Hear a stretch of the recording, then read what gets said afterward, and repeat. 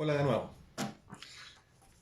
Vamos a asociar la perspectiva idealista de Platón, tal como la explicamos en el video anterior. Yo quiero hacer una advertencia.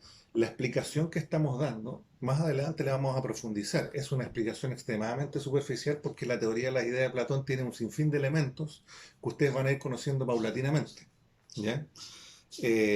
No es una teoría simple. ¿Ya? La alegoría de la caverna la simplifica bastante porque nos permite asociar elementos de la teoría a cuestiones más concretas, ¿bien? Pero toma su tiempo comprenderlas, ¿ya? Bueno, lo que vamos a hacer ahora es poder asociar la perspectiva idealista de Platón a la perspectiva que ofrece el texto sobre el idealismo, ¿bien? Recordemos bien que Platón es filósofo. Marvin Harris es antropólogo, ¿ya? Por lo tanto, lo que vamos a hacer es eh, explicar qué relación existe entre ambas, ¿ya?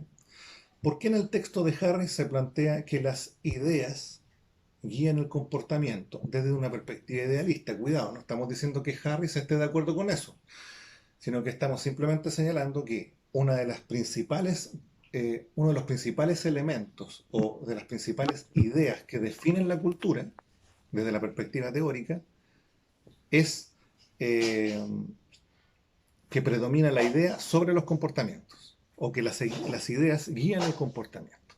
¿Ok? Como bien vimos en Platón, las ideas tienen predominancia sobre las cosas, no sobre el comportamiento, sobre las cosas. Y esa predominancia se traslada a la época contemporánea, priorizando, ¿cierto?, las ideas sobre el comportamiento. Recordemos que en Platón las ideas tienen predominancia porque nuestra capacidad de pensar y razonar y de trabajar con las ideas nos ofrecen verdades que son estables, que son únicas. Bien. Ahora, ¿cómo se replica eso en el planteamiento cultural, antropológico, de que nuestras ideas guían el comportamiento? De la siguiente manera. En un contexto social cualquiera, en una sociedad cualquiera, en un grupo social, eh, las ideas están representadas por las normas. Bien, las normas constitucionales, las normas que regulan el comportamiento en toda instancia donde el ser humano se desenvuelve. ¿Ok? O sea, si queremos expresarlo gráficamente, ideas igual normas, leyes, reglas. ¿Ya? Es determinante que podamos entender esto en el texto de Harris. ¿Por qué? Porque si no hacemos esta asociación, no vamos a entender los ejemplos que el mismo autor da y tampoco vamos a estar nosotros en condiciones de poder plantear ejemplos. ¿Bien? ¿Y eso qué implica? Que a largo plazo no vamos a ser capaces de analizar situaciones, ¿bien?, desde la perspectiva cultural, asociadas al oficio de la traducción o la interpretación. ¿Ya? Ahora, ¿esto cómo se evidencia en la práctica? Nosotros el otro día, en la última clase, utilizamos el ejemplo de el semáforo, ¿cierto? Si yo soy peatón y constato que está la luz roja encendida, la norma indica que yo no debo cruzar la calle. ¿Bien? No es que no pueda, no debo cruzar la calle. ¿Bien? No es opcional. Ahora, ejemplo de qué tenemos en esa situación. Ejemplo de una posición o perspectiva idealista. ¿Bien? En tanto estimamos que esas normas han sido diseñadas o han sido planteadas para regular el comportamiento de las personas cuando se encuentren con un estímulo X. ¿Ok? O sea, las ideas que están representadas en la norma regulan mi forma de comportarme. ¿Bien? Eso es un ejemplo de perspectiva idealista o ideacionalista. ¿Ya? Ahora, ¿qué sucede cuando ocurre lo contrario? Que una persona, aún teniendo el semáforo en rojo, cruce de todas formas. Esa persona impone su comportamiento a las ideas. ¿Ok? Ahora, eso no quiere decir que mis comportamientos guíen a las ideas. Por favor, mucho cuidado con eso. Lo escribí en el foro también. Mucho cuidado con eso. Bien, no quiere decir que mis comportamientos guíen a las ideas. En ese ejemplo particular. Simplemente quiere decir que la explicación de que una cultura se define siempre desde las ideas, nuestras ideas, dirigiendo nuestros comportamientos, parece que no aplica. ¿Ok? Es decir, la explicación de que las ideas guían nuestro comportamiento no siempre sucede, no siempre acontece. ¿Por qué? Porque si una persona se revela contra la norma, está imponiendo su comportamiento contra o sobre las ideas. Y en ese caso particular, en el caso de una persona viola una norma, no estamos en presencia de un ejemplo de ideacionalismo, ¿bien? O de idealismo. ¿Por qué? Porque la persona no está regulando su comportamiento según las ideas y según las normas. ¿Estamos? Ahora, en el caso de que nos encontremos con que un comportamiento se imponga sobre una norma o se imponga sobre una idea, ya no nos encontramos en el contexto de una perspectiva idealista, ¿bien? Sino que ya estamos enfocando la situación desde una perspectiva materialista, ¿ya? ¿Qué es lo que hace el materialismo? Como su nombre lo indica, el materialismo exalta lo concreto, la materia, en este caso contemporáneo, el comportamiento, ¿bien? Sobre las ideas, ¿ok? Por favor, chiquillos, mucho cuidado con estos términos. Cuando aquí hablamos de comportamientos, ¿bien? En Platón hablábamos de cosas, ¿ok? Comportamiento, cosas. Platón no hablaba de comportamiento, no hablaba de conducta, salvo en su ética, ¿bien? Pero si es necesario hacer una asociación conceptual para que podamos aterrizar el tema, cuando nosotros aquí estamos hablando de comportamiento, en Platón se estaba aludiendo a lo material, a las cosas, o a aquello que captábamos a través de nuestros sentidos, ¿ok? Entonces, eh, teniendo esa idea clara, podemos avanzar un poco más en el siguiente video. Hola de nuevo, esta va a ser la parte final. Eh, Se me olvidaba comentarles, así, muy someramente, eh, dónde están, ya que comentamos cuáles eran más o menos los orígenes del idealismo. Nosotros dijimos, lo situamos en Platón, pero en Platón en realidad no se originan, Platón lo masifica, ¿bien? Hay otros pensadores previos a Platón, como Parménides, por ejemplo, que a fin de cuentas son los que eh, dan el puntapié inicial a esta perspectiva, a esta corriente de pensamiento, ¿ya? De hecho, sin Parménides, Platón no hubiese planteado ninguna teoría de las ideas, porque esa visión de la realidad como una realidad bipartita entre aquello que percibimos a través de la razón y aquello que percibimos a través de las cosas, en realidad es de Parménides, no de Platón, ¿ya? Pero de eso vamos a hablar más adelante.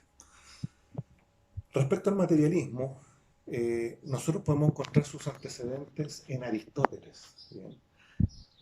No obstante, en Aristóteles no se habla de materialismo, sino de realismo. ¿Por qué? Si bien a grandes rasgos, porque lo que Platón concibe como la idea, Aristóteles lo concibe como la forma, y la forma está dentro de las cosas. O sea, para simplificar un poco la cosa, eh, para Platón lo más importante de la realidad no está en este mundo, sino que está en otra realidad, que se accede por la vía del pensamiento, que es el mundo de las ideas. Sin embargo, para Aristóteles, lo importante de la realidad radica en las cosas, ¿ya? En las cosas mismas. No se le atribuye a las ideas, ¿bien? Sino que en este mundo terrenal, en esta realidad particular, ¿bien? Se encuentra lo más relevante para llevar a cabo el conocimiento de la realidad. Estas dos corrientes de pensamiento, chiquillos, lo que hacen es trasladarse de época en época. Bien. Posteriormente, en la época medieval, algunos pensadores tomarán el modelo platónico para explicar la realidad, otros tomarán el aristotélico para explicar, por ejemplo, la existencia de Dios. Posteriormente, en la época moderna, el idealismo se transformará en racionalismo, ¿bien? El, el realismo se transformará en empirismo, ¿bien? Y posteriormente, en la época contemporánea, ¿cierto? Nos encontramos con que eso que fue realismo en Aristóteles, materialismo, perdón, empirismo en la época moderna, posteriormente será materialismo. Bien, el idealismo casi nunca ha cambiado de nombre, salvo en la época moderna. ¿Ya? Bueno, teniendo eso claro, ¿ya? Porque eso le ayuda a responder las preguntas que están asociadas a la perspectiva idealista y materialista. Otra pregunta, quiero trasladarme a otra pregunta, asociada al concepto de personalidad. ¿Bien? Se les indicaba en el trabajo que la personalidad se entiende como aquella forma de sentir, actuar y pensar que es dependiente de la experiencia, de lo aprendido y también dependiente de lo heredado, ¿cierto? De la carga genética. Entonces, la pregunta aludía a cómo entenderían tal definición, independiente de que sea una buena o mala definición, no es lo que está en juego acá, cómo se entendería dicha definición desde una perspectiva idealista y desde una perspectiva materialista, tal como se plantean en el texto. ¿Ya? Ustedes ahí tienen que hacer un desgrane. ¿Por qué? Porque la definición está compuesta de elementos que tributarían o servirían a distintas perspectivas entre la idealista y la materialista. ¿Bien? Por ejemplo, cuando en la definición de personalidad se alude a las formas de ser, a las formas de sentir, ¿bien? Estamos concibiendo, comprendiendo elementos que forman parte de una teoría idealista. No obstante, cuando estamos hablando del comportamiento, que alude a las formas de actuar, estamos concibiendo un elemento desde la teoría materialista. Lo mismo ocurre con las fuentes del conocimiento. Posteriormente se alude a lo aprendido, ¿cierto? Y el aprendizaje está asociado al comportamiento, preferentemente. Por lo tanto, el aprendizaje también forma parte determinante en una teoría materialista. ¿Ok? Ahora, eh, a propósito de la actividad final, de la número 10, ¿bien? En la cual se les solicita analizar una situación desde lo que el texto expone como definición de cultura. ¿Ya? El texto principalmente lo que expone, y ustedes me lo han dicho en clases, es un intento por definir la cultura, y en ese intento por definir la cultura, el autor se ampara en estas dos principales perspectivas de pensamiento que determinan toda nuestra comprensión de la cultura. Bien, la teoría idealista y la teoría materialista. Como bien se habrán dado cuenta, el autor pertenece a una de esas corrientes, que no le voy a decir porque forma parte también de las preguntas, ¿bien? Pero más o menos yo creo que lo suponen, pero aún perteneciendo a una determinada posición, lo que Harris busca es establecer un equilibrio entre ambas para generar un consenso y desde ese consenso poder definir la cultura. ¿Bien?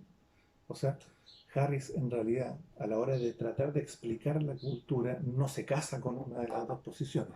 Lo que intenta hacer es conciliarlas, ¿ya? Llegar a un acuerdo.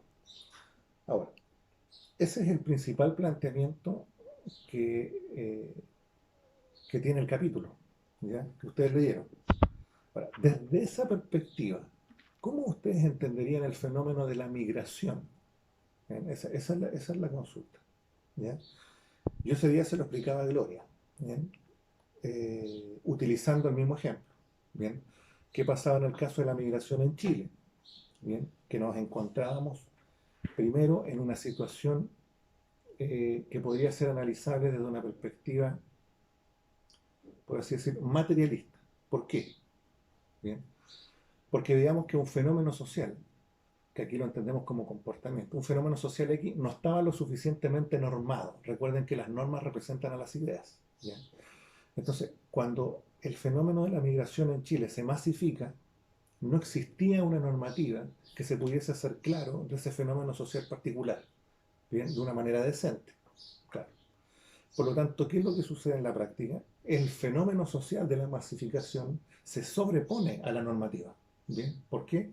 Porque la masificación incurre en un descontrol. O sea, la masificación de la migración estaba descontrolada. ¿Bien? ¿Por qué analizamos ese fenómeno de la situación, de la perspectiva, perdón, materialista?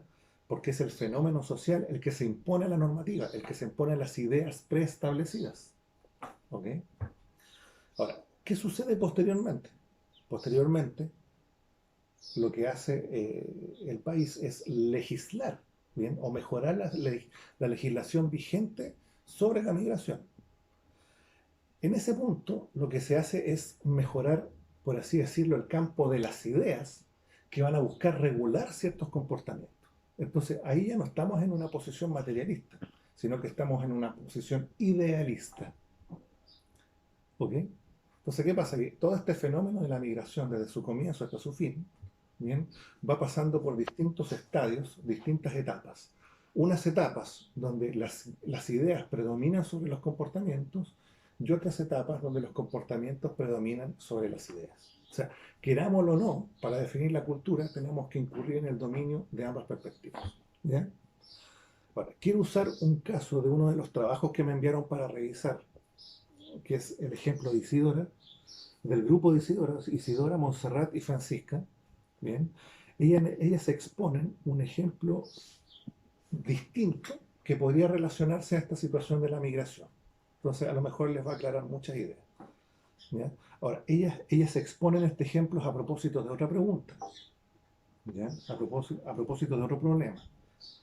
Eh, Esta es una respuesta a propósito del problema que solicita ejemplos de situaciones donde los comportamientos se sobrepongan a las ideas. ¿Ya? Bueno, no, sirve para responder esta y sirve para responder también la 10 para que lo tengan en vista.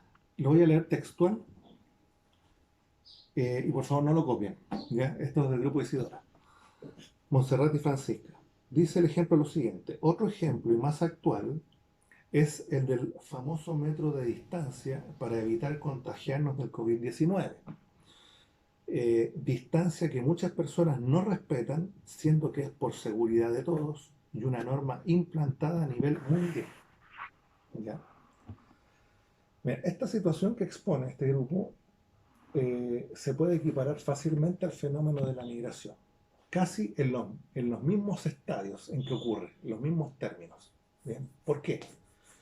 Porque antes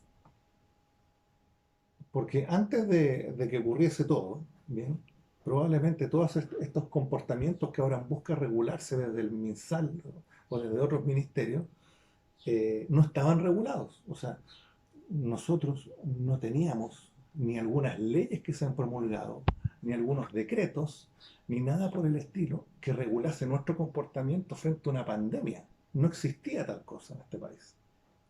Por lo tanto, no podríamos hablar en ese ejemplo de que existe una predominancia de una postura idealista, dado que no existía un conjunto de normativas que regulasen nuestros comportamientos en esta situación. ¿Bien? Por lo tanto, no podríamos decir que en este caso las ideas guían nuestro comportamiento. No obstante, podríamos decir lo contrario, ¿bien? Que aquí es el fenómeno social que genera la pandemia, de hecho es el virus, el que se impone a las ideas, a las normas, a todo, ¿bien? Es el fenómeno social que genera, el que impone la necesidad de legislar, ¿bien?